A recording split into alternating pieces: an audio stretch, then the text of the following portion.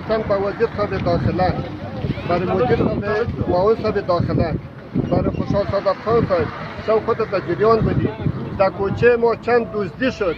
ما شب 119 را خبر کردم ساعت چند بجه بود که برادر ما گزارش دادم 119 را. اون 119 بر ما یک دو نفر آیات روان کردن ساعت 9 بجه 53 دقیقه. ما 119 را خبر کردم، 119 آمد دو نفر بر ما روان کرد که شما بیاید حال خود چیز نمیشه صبحی در ابزا بیاییم.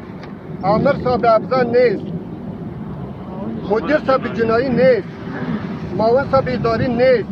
کلشان رفتار در خانه خواب میکنه، دوست میاد در کوچه دوزی میکنه، محترا اختطاف میشه، چیز اختطاف میشه، هر رکنه مقصود عمل میشه دیگه.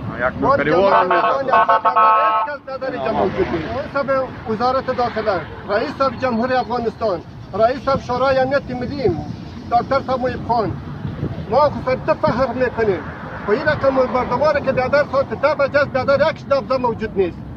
ما سرکی چیز کنیم دکتر صاحب محیب خانه و رئیس شورای امنیت ملی ابزا چند ابزا دولستم ابزا رو تو خوب چیده اجتماع به خصوص اخلاق کیږي اجتماع به خصوص ورو واقع میشه که د موټرسایکل باندې هیڅ څوک په جریان کې نشته ورو دا سپینجوره ته پورې دا ټول هغه د مخ ته ولاړ ورو هیڅ څوک په جریان کې نشته. موږ ورته چې غل ونیسو هغه د حق پیر موږ نه لرو ورو موږ چاته شکایت وکړو چاته درخواست وکړو.